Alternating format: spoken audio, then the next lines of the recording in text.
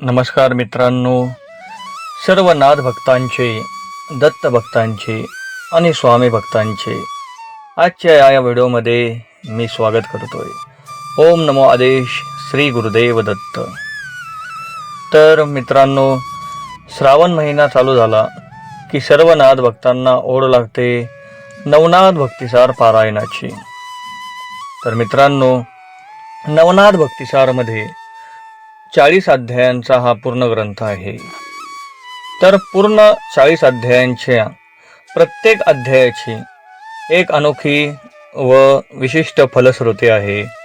म्हणजेच या अध्यायाचे पठण केल्यानंतर आपल्याला एक विशिष्ट अशी फलश्रुती भेटते. चला तर मित्रांनो, आपण आज नवनाथ भक्तिसार पारायणाच्या 40 अध्यायांची फलश्रुती ऐकूया. अवधूत चिंतन श्री गुरुदेव दत्त. ओम नमो आदेश.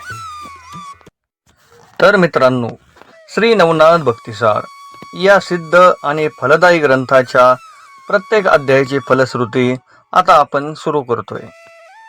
यामध्ये अध्याय पहिला म्हणजेच पहिल्या अध्यायाचे जर आपण नित्य पठन केले तर घरातील संबंध बाधा निश्चितपणे नाहीशी होते. त्यानंतर येतोय दुसरा अध्याय. या अध्यायाच्या नित्य पठनाने अपार जनप्राप्ती होते व विजय प्राप्त होतो. यानंतर तिसऱ्या अध्यायाच्या मनपूर्वक पठनाने आपल्या शत्रूंचा नाश होतो, तसेच मुष्टिविद्या प्राप्त होऊन आपल्या घरामध्ये मारुतीचे वास्तव्य कायमस्वरूपी राहते. यानंतर चौथ्या अध्यायाच्या पठनामुळे कपटाची बंधन व्यथा सुटेल व शत्रूंचा पराभव होईल. यानंतर पाचव्या अध्यायाच्या पठनाने भूतबाधा किंवा पिशाच बाधा होणार नाही आणि जर कोणाला झाली असेल तर त्यांना त्यातून मुक्तता मिळेल. सहाव्या अध्यायाच्या पठनाने शत्रूच्या मनातले आपल्याविषयीचे कपट नाहीसे होईल आणि आपला शत्रूसुद्धा आपला मित्र होईल. यानंतर सातव्या अध्यायाच्या नित्य पठनाने किंवा श्रवणाने आपल्या अंगातील विविध व्याधी व्यथा जातील आणि आपल्या मनात असलेली चिंता दूर होईल. 84 लक्ष योनीमध्ये आपल्याला पुन्हा जन्म मिळणार नाही. अध्याय 8व्याच्या नित्य पठनाने अथवा श्रवणाने आपला दूरदेशी गेलेला मित्र परत येईल, तसेच आपल्या चिंता व्यथा दूर होतील. 9व्या अध्यायाच्या पठनाने 14 विद्या आपल्यास प्राप्त होतील व 64 प्रकारांच्या कला आपणाला साध्य होतील. 10व्या अध्यायाच्या नित्य श्रवणाने अथवा पठनाने स्त्री दोष नाहीसे होतात, कपट जाते व मुलांना दीर्घायुष्य मिळते. 11व्या अध्यायाच्या पठनाने अग्निपीडा होत नाही आणि घरात असलेले गृहदोष नष्ट होतात. 12व्या अध्यायाच्या नित्य पठनाने अथवा श्रवणाने देवतांचा क्षोभ जर आपल्यावर झाला असेल तर या अध्यायाच्या पठनाने तो नष्ट होतो व सर्व देवता आपल्यासाठी अनुग्रह करतील. 13व्या अध्यायाच्या नित्य पठनाने स्त्री हत्येचा दोष नाहीसा होईल व आपल्या पूर्वजांचा उद्धार होईल. 14व्या अध्यायाच्या नित्य पठनाने कारागृहातून आपली मुक्तता होईल व समाजात निर्दोषपणे आपल्याला राहता येईल. म्हणजेच एखादा जर भाविक कारागृहामध्ये असेल तर या अध्यायाच्या नित्य पठनाने त्याचा कारागृहातून सुटका होईल. 15व्या अध्यायाच्या नित्य पठनाने घरामधले असलेले कलह भांडणे नाहीसे होतील व घरामध्ये शांती सुख लाभेल. 16व्या अध्यायाच्या नित्य पठनाने जर आपल्याला दुष्ट स्वप्न म्हणजे भीतीदायक वगैरे पडत असतील तर ते आपणास पडणे बंद होऊन जाईल. 17व्या अध्यायाच्या नित्य पठनाने योग सिद्धी होऊन सन्मार्ग प्राप्त होईल.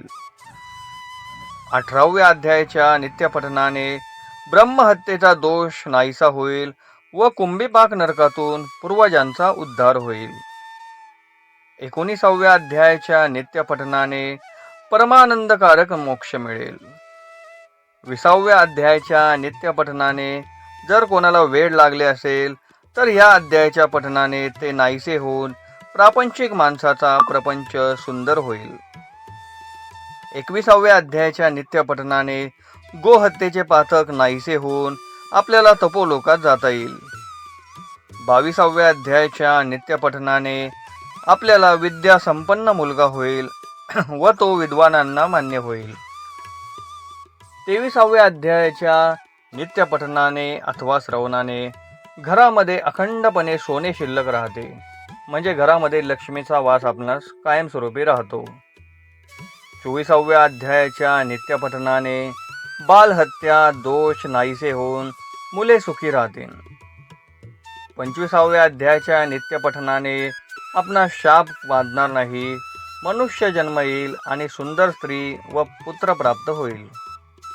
26व्या अध्यायाच्या नित्यपठनाने गोहत्येचे दोष जाऊन शत्रुतुल्य मुले होणार नाहीत. 27व्या अध्यायाच्या नित्यपठनाने आपली एखादी हरवलेली वस्तू व पूर्वीचा नाहीसा झालेला अधिकार या गोष्टी ह्या अध्यायाच्या पठनाने परत मिळतात. 28व्या अध्यायाच्या नित्यपठनाने अथवा श्रवणाने गुणवान स्त्रीशी आपले लग्न होईल व ती स्त्री अखंड आपली सेवा करेल. 29व्या अध्यायाच्या नित्यपठनाने आपला क्षयरोग बरा होईल व आपले 3 प्रकारचे ताप यामुळे नष्ट होतील. 30व्या अध्यायाच्या नित्यपठनाने चोराची दृष्टी आपल्या घरावर नाहीशी होईल. 31व्या अध्यायाच्या पठनाने शाबरी मंत्राचे कपटी प्रयोग आपल्यावर किंवा आपल्या घरावर चालणार नाहीत. 32व्या अध्यायाच्या नित्यपठनाने आपल्यावर जर एखादं गंडांतर येणार असेल तर ते नाहीसे होईल व आपले आयुष्य वाढण्यास त्यामुळे मदत होईल.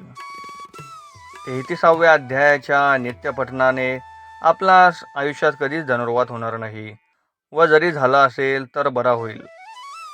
34व्या अध्यायाच्या नित्यपठनाने सर्व कार्यसिद्धीमध्ये आपणास यश प्राप्त होते.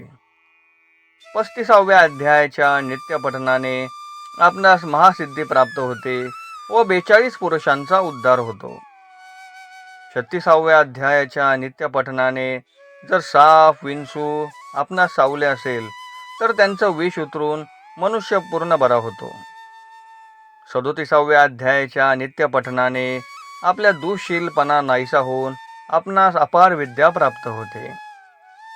38व्या अध्यायाच्या नित्यपठनाने जर हिवताप नवज्वर असे विविध प्रकारचे ताप आपणास झाले असतील तर ते पूर्ण बरे होतात. 39व्या अध्यायाच्या नित्यपठनाने युद्धामध्ये आपणास विजय प्राप्ती होते. आणि येतो शेवटी 40वा अध्याय. तर मित्रांनो, 40वा अध्यायाला आपल्या नवनाथ भक्तिसारमध्ये कल्पतरू किंवा परीस असे म्हणले जाते. आणि त्याचप्रमाणे आपल्या परिसाप्रमाणे आणि कामधेनूप्रमाणे हा अध्याय आपल्या सर्व इच्छा पूर्ण करतो. असे नवनाथ भक्तिसार ग्रंथाच्या 40 अध्यायाची फलश्रुती आता आपण या ठिकाणी सांगितलेली आहे. जर कामाच्या व्यापामुळे अथवा आपल्याकडे जर वेळेची उपलब्धता नसेल तरी नुसत्या या अध्यायाच्या श्रवणानेही आपल्याला वरील फलश्रुती प्राप्त होते. जर कोणा भाविकांना अध्याय वाचनामध्ये काही समस्या येत असतील तर आपल्या या यूट्यूब चॅनलवर आपण 1 ते 40 अध्याय या पूर्ण सिरीजचं आपण प्रकाशन करत आहोत. तर आपले पहिले 2 अध्याय आत्तापर्यंत प्रदर्शित झालेले आहेत. त्यानंतर श्रावण महिना पूर्ण होईपर्यंत आपण जवळपास 40 अध्याय पूर्ण करणार आहोत. ज्या कोणा भाविकाला नवनाथ पारायण करणे शक्य नाही त्या भाविकांनी हा नित्य अध्याय जरी ऐकले तरी त्यांची फलश्रुती त्यांना प्राप्त होईल. सर्व भाविकांना श्रावण महिन्याच्या हार्दिक शुभेच्छा. नवनाथ महाराज आणि दत्त महाराज आपल्या सर्व मनोइच्छा पूर्ण करो हीच नाथांच्या चरणी प्रार्थना. ओम नमो आदेश. श्री गुरुदेव दत्त. अलाख निरंजन. आदेश आदेश आदेश.